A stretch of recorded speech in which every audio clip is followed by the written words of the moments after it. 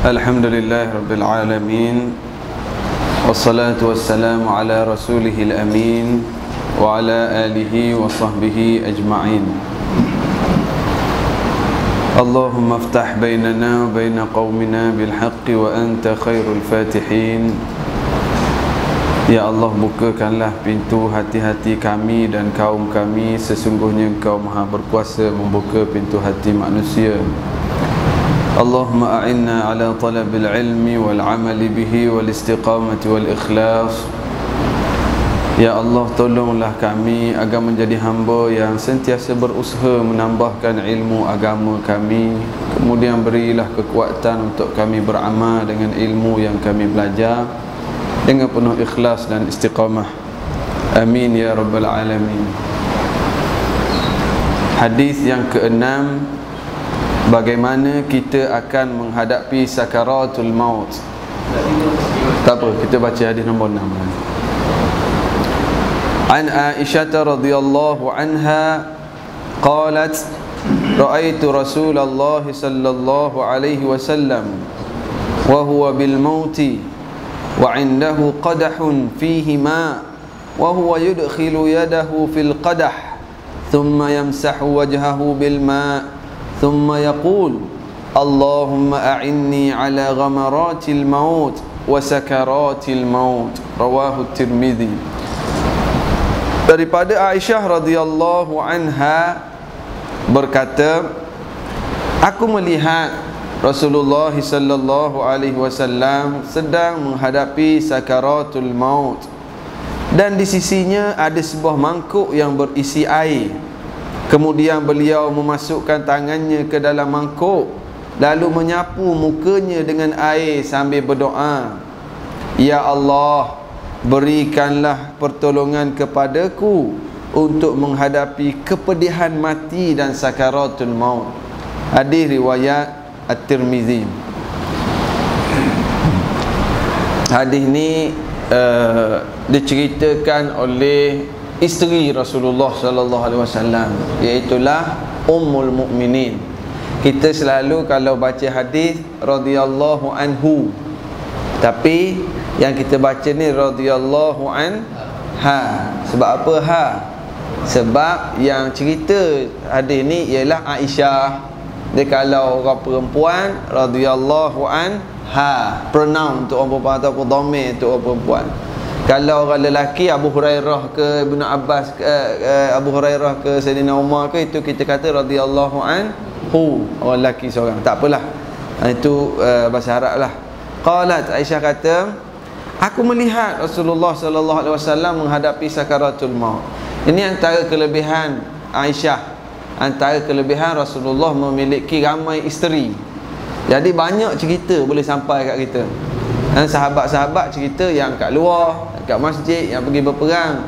Jadi banyak cerita-cerita dalam bilik, cerita dalam rumah, cerita-cerita yang privacy. Ini isteri-isteri Rasulullah yang meriwayatkan cerita kat orang. Itu kelebihan lah, ada 1-2 isteri tu. Sebab itulah saya ingat masa saya belajar kat Yaman dulu, syekh-syekh, orang-orang alim, ulama-ulama, dia orang kalau seorang isteri aib. Ini tok-tok syekh lah, tok-tok guru. Kalau ada seorang isteri, satu perkara yang aib.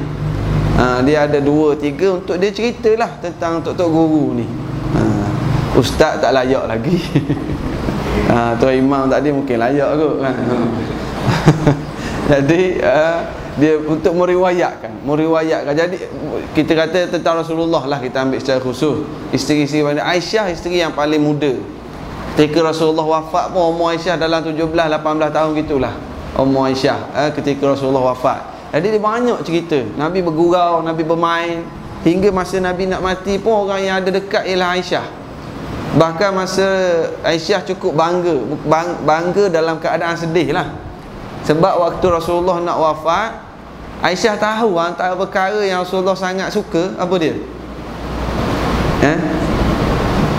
Apa dia? Angry Bird ke apa? Yang antara yang Rasulullah sangat suka ialah kayu sugi. Jadi Rasulullah minta kayu sugi. Tapi dah sangat nazak nak wafat dah. Kata Aisyah, Kayu sugi tu keras. Lalu macam mana nak lembutkan? Dilembutkan. Aisyah yang gigit-gigit dan basahkan kayu sugi. Aisyah kata, aku sangat gembira kerana air liurku bercampur dengan air liur Rasulullah di saat-saat akhir baginda. Allahu Akbar. Itu sayangnya Aisyah radhiyallahu anha pada Rasulullah. Jadi sekarang ni hadis yang kita baca tentang sakaratul maut ini, Aisyah ada di sisi masa tu. Kita selalu sebut sakaratul maut. Apa maksud sakaratul maut? Dia daripada perkataan Arab sakarat, sakara. Sakara ni asal makna Arab ni mabuk. Mabuk. Ada ayat Quran kata la taqrabus salah wa antum sukara. Jangan kamu dekati solat dalam keadaan kamu mabuk. Sukara mabuk. Kalau sukari itu gula. Bahasa Arab memanglah baris sikit lagi dia jadi tukar makna. Kan? Sakarat itu mabuk. Kalau sukari manis ataupun gula. Bahasa Arab gitulah.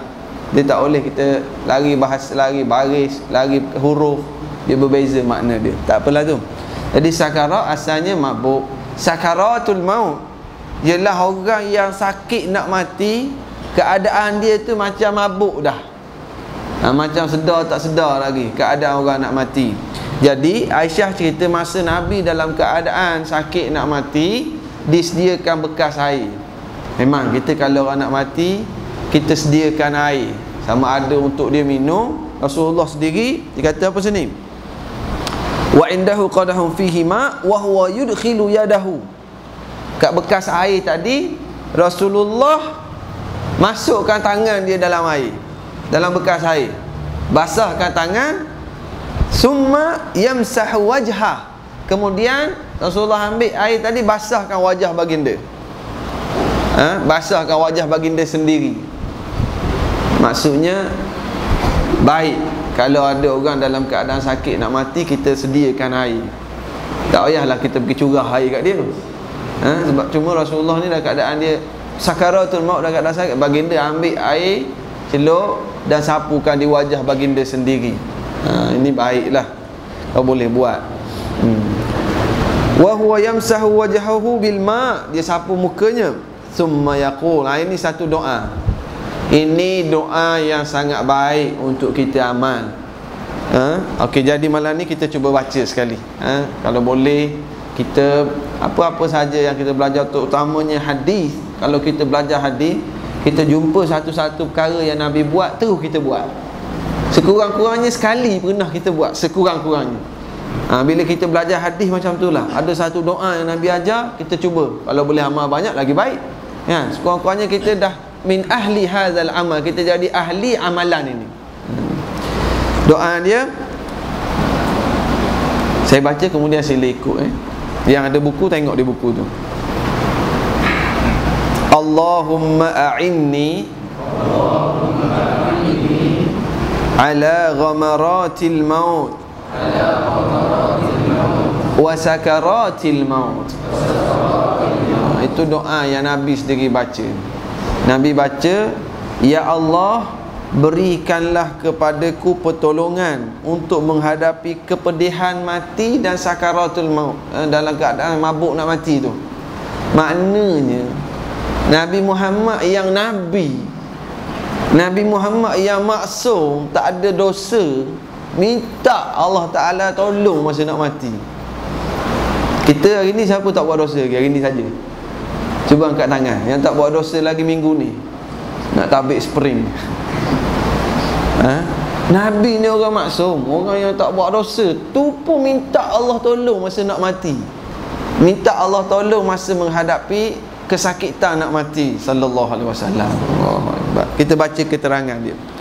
Cuba kita bayangkan Rasulullah sallallahu alaihi wasallam yang merupakan sebaik-baik makhluk yang diciptakan oleh Allah Subhanahu wa taala, dan makhluk yang paling dicintai oleh Allah, serta penghulu segala rasul, terpaksa minta pertolongan daripada Allah dalam menghadapi sakaratul maut.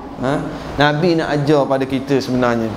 Habis ustaz, kalau gitu Nabi sakit, memang sakit. Masa sakit nak wafat tu, anak Rasulullah iaitulah Fatimah Fatimah duduk dekat. Fatimah kata, wah karba abatah, sakitnya ayah. Fatimah yang duduk kat sebelah Rasulullah tengok sakit Rasulullah. Lalu Rasulullah senyum. Rasulullah kata, wahai anak kesayanganku, tak ada dah sakit selepas ni. Tak ada dah, sekali ni je. Itu Rasulullah lalui. Orang yang paling mulia. Rasulullah ni di kalangan rasul, penghulu segala rasul. Orang yang pertama sekali masuk ke syurga, Rasulullah sallallahu alaihi wasallam. Nabi ajar kita. Dan kalau kita lebih lagi lah kena minta Allah Ta'ala tolong. Kita masing-masing tak tahu keadaan kita kan. Kita tak tahu. Saya baru ni jumpa seorang, ada satu program lah. Lepas selesai program tu, ada seorang tu dia datang tanya, Ustaz, kalau mayat tu kita pegang jasad dia pun rasa panas lagi. Bukan panas, maknanya macam suam lagi. Dia kata, dah dia mati dah. Mati dah Ustaz. Sebab dia ni mandi jenazah. Dia kafan jenazah, mati malam. Besok dalam pukul 11-12 nak tunggu sembahyang Zuhur tu, nak sembahyangkan jenazah kan. Panas lagi dia rasa badan. Macam kita ni lah, Alhamdulillah kan. Jadi dia kata, mati tak lagi Ustaz orang tu. Kata, kenapa tanya saya? Dah doktor kata, dia kata semua sahkan mati. Dah awak tanya saya buat apa? Matilah tu. Cumanya saya nak tahu, saya kata tolong bagi tahu saya siapa orang yang mati tu. Rupanya dia cerita yang mati tu ialah ustaz sekolah rendah. Ustaz sekolah rendah mengajar agama kat sekolah rendah, tapi dia mati tu lepas menyampaikan kuliah di sebuah masjid. Dia sampaikan kuliah, lepas sampaikan kuliah dia baca doa. Masa baca doa tu dia terjatuh. Dia jatuh, umur 50 lebih dah. Jatuh tu, bawa ke hospital. Lepas 3 hari mati, tak sedar dah. Oh cantiknya ya. Itu bukan bermakna kalau baca doa lepas kuliah mati, tak. Saya tak baca doa lepas ni. Tapi elok juga kan kalau mati. Allah cantik, kita tak tahu lagi kita macam mana. Mati dia, Allahu Akbar. Dia orang biasa, dia bukanlah nak kata orang hebat-hebat, tapi dia ilmu sikit yang ada dia kongsi dengan masyarakat. Tapi memang lepas dia bagi kuliah, dia berdoa, pak jatuh, mati. Ini mati-mati insya-Allah, mati-mati yang baik. Sebab tu kita disebut bahawa antara tanda mati yang baik, arqul jabin, ada peluh. Ada peluh. Antara tanda mati yang baik, ada peluh di dahi. Malam Jumaat ataupun hari Jumaat. Tapi janganlah pula kita pergi ziarah orang mati, oh tak ada peluh ni su'ul khatimah kan. Jangan kita terus buat kesimpulan kita. Cuma Nabi sebut antara tanda cantik lah. Ya, kalau ustaz dia mati waktu rompak rumah orang, lari boleh kejar, peluh ni kena tembak mati.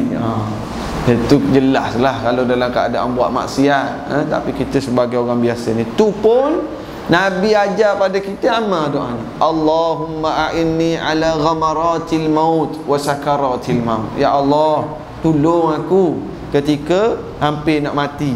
Kita tak tahu kan.